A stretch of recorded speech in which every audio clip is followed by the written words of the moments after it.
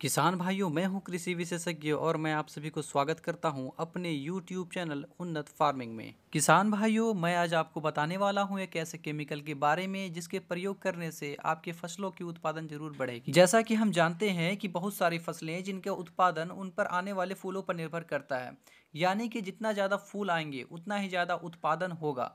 मगर आमतौर पर यह देखा जाता है कि बहुत सारी फसलों में फूल आने के बाद भी फूल झड़ जाते हैं, गिर जाते हैं, जिसके कारण हमें उत्पादन में कमी देखने को मिलती है और हमारा नुकसान होता है। तो किसान भाइयों, इस वीडियो के माध्यम से मैं आपको उस केमिकल के बारे में बताने वाला हूं जिसके प्रयोग से फूल गिरना बंद हो जाएंगे, जिससे उत्पादन बढ़ेगी और आपकी आमदनी भी बढ़ेगी। तो किसान भाइयों, चलिए वीडियो को शुरू करते हैं। तो किसान भाइयों, मैं अभी जिस केमिकल का बात कर रहा था वो केमिकल है अल्फा नेप्थाइल एसिटिक एसिड। ये प्लेनोफिक्स के नाम से मार्केट में बिकती है। तो आपको जाकर के मार्केट में प्लेनोफिक्स मांगना है, ये आपको मिल जाएगा। ये बायर कंपनी बनाती है और इसमें alpha naphthyl acetic acid active ingredient होता है। ये एक सिंथेटिक ऑक्सीजन है, यानी कि ये एक प्लांट ग्रोथ रेगुलेटर है, यानी कि ये प्लांट के ग्रोथ को रेगुलेट करता है। ये केमिकल कलियों, फूलों और फलों को गिरने से बचाता है। साथ ही साथ फलों का आकार भी आकर्षक बनाता है। अनानास और अंगूर जैसे फलों का आकार बढ़ाने में भी यह मददगार साबित होता है। अब बात करते हैं किन किन फसलों में इसका प्रयोग कर सकते हैं। तो इसका प्रयोग हम आम, अंगूर, टमाटर, मिर्च, कपास, अनानास आदि फसलों में इसका प्रयोग हम कर सकते हैं। किसान भाइयों, अब बात करते हैं प्रयोग की मात्रा और विधि के बारे में, यानी इसका डोज और किस मेथड से इसका हम स्प्रे करेंगे। तो किसान भाइयों, इसकी मात्रा हमें 1 ml 4.5 लीटर पानी या में फिर लेना है। 3 से 4 ml प्लेनोफिक्स 15 लीटर पानी में मिलाकर एक घोल तैयार कर ले और उसका स्प्रे करें। किसान भाइयों, यह एक प्लांट ग्रोथ रेगुलेटर है जिसका हमें प्रयोग काफ़ी कम मात्रा में करना होता है।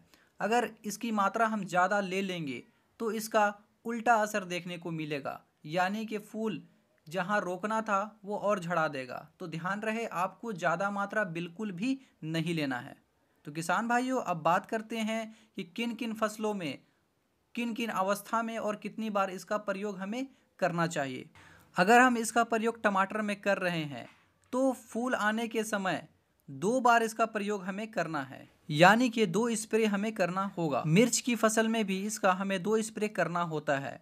पहला स्प्रे फूल आने के समय और दूसरा स्प्रे, पहला स्प्रे के 20 से 30 दिनों के बाद कीजिए। आम की फसल में इसका प्रयोग करने के लिए जब आम मटर के दानों के बराबर हो तब हमें उसका स्प्रे करना है। आम में एक बीमारी होती है मैंगो मालफॉर्मेशन, जिसका पिक अभी आप यहाँ देख सकते हैं। इससे बचाने के लिए फ्लोरिंग से, यानी कि फूल आने से 3 महीना पहले हमें इसका स्प्रे करना है, तो भी इसका मैनेजमेंट हम कर सकते हैं। अगर हम इसका प्रयोग अंगूर की फसल में कर रहे हैं तो यहाँ भी हमें 2 स्प्रे करना पड़ेगा। पहला स्प्रे प्रूनिंग के समय और दूसरा स्प्रे जब फ्लोरिंग आना स्टार्ट हो जाए, यानी कि जब फूल आना स्टार्ट हो जाए तो हमें यहाँ पे दूसरा स्प्रे करना पड़ेगा। किसान भाइयों, अगर आप अंगूर की खेती करते हैं तो आपको पता होगा इसमें बेरी ड्रॉप का प्रॉब्लम होता है, यानी कि अंगूर इसमें टूट कर गिरते हैं हार्वेस्ट करने से पहले। तो इससे बचने के लिए आपको हार्वेस्टिंग के 10 से 15 दिन के पहले आपको इसमें स्प्रे कर देना है, तो भी आप इससे इसका मैनेजमेंट कर सकते हैं। अगर आप इस केमिकल का प्रयोग अनानास की फसल में करना चाहते हैं तो इसमें भी आपको 2 स्प्रे करना पड़ेगा। पहला स्प्रे जब लगे कि इसमें फ्लोरिंग आने वाला है, यानी कि जब फूल आने वाले हो उस समय आपको इसमें पहला स्प्रे करना है।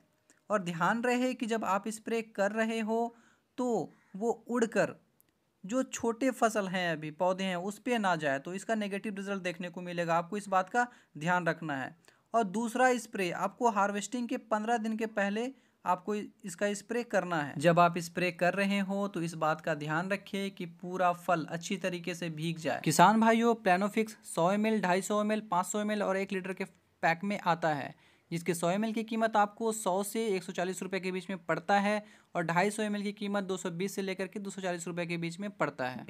तो किसान भाइयों, आशा करता हूँ कि इस वीडियो के माध्यम से आज आपको कुछ नई जानकारी मिली होगी और बहुत कुछ सीखने को मिला होगा। अगर आपको यह वीडियो पसंद आया हो तो आप इस वीडियो को लाइक कर सकते हैं। इस चैनल से जुड़ने के लिए इस चैनल को सब्सक्राइब कर सकते हैं और किसी भी प्रकार का कोई प्रश्न हो वो पूछने के लिए आप कमेंट कर सकते हैं। तो आज के लिए बस इतना ही। मिलते हैं अगले वीडियो में, लेते हैं आपसे विदा। तब तक के लिए धन्यवाद।